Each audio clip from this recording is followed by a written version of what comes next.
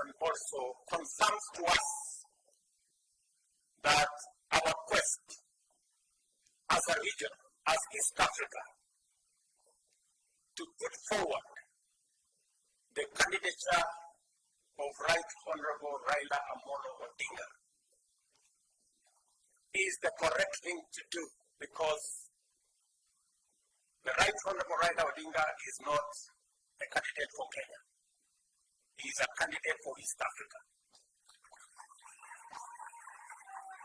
And before we rolled out his candidature, we went to Mzee Yoweri Kaguta Museveni as the elder of our region.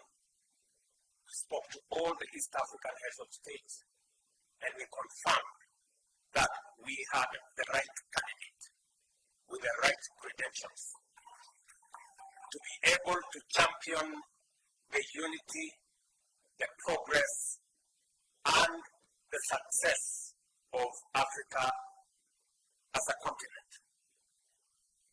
And so far, we have seen tremendous progress and enormous support for the candidature of Raila Odinga for the Africa Union Commission chair.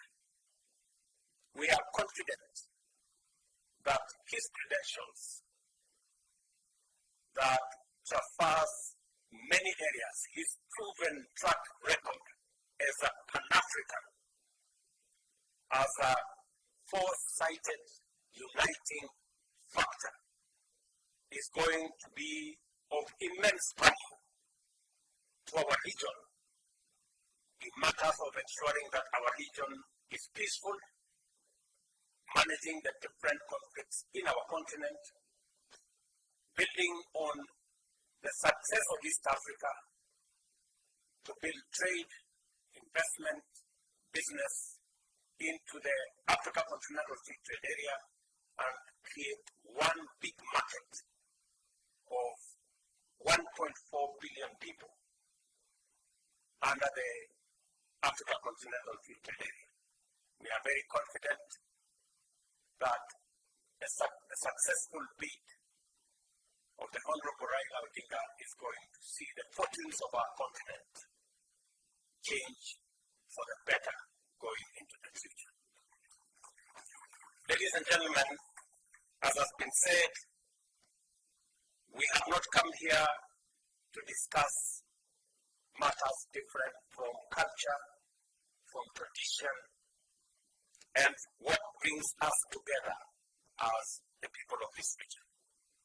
But allow me to say that as we build on culture, as we build on our roots, and as we make sure that we have a successful nation, a successful nation begins with a successful family, successful communities, successful nations, and a progressive region.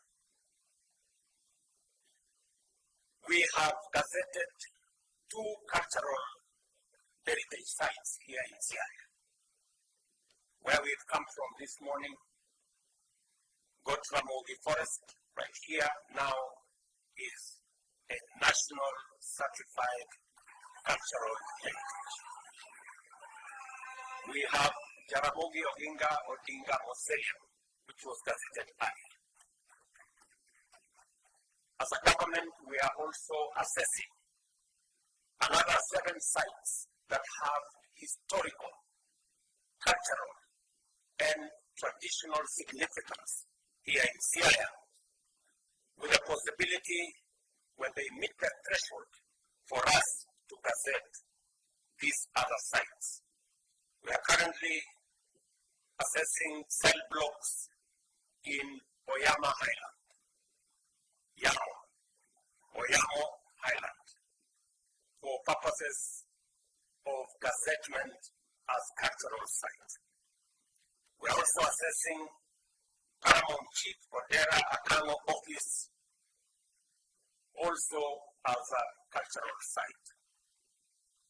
Nomia Church is a very important site that has historical value, and we are also in consultations. And Owin Sigoma Heritage Complex is also under consideration, the same way Magenta Island Mau Mau Detention Camp, where we went the other day, is also under consideration for gazettement, and Migwena Cultural Grounds, which I know many of you know where it is, for purposes of, and then of course, we have Siringombe that is still in the balance, but we're trying to see. Sir? Yes.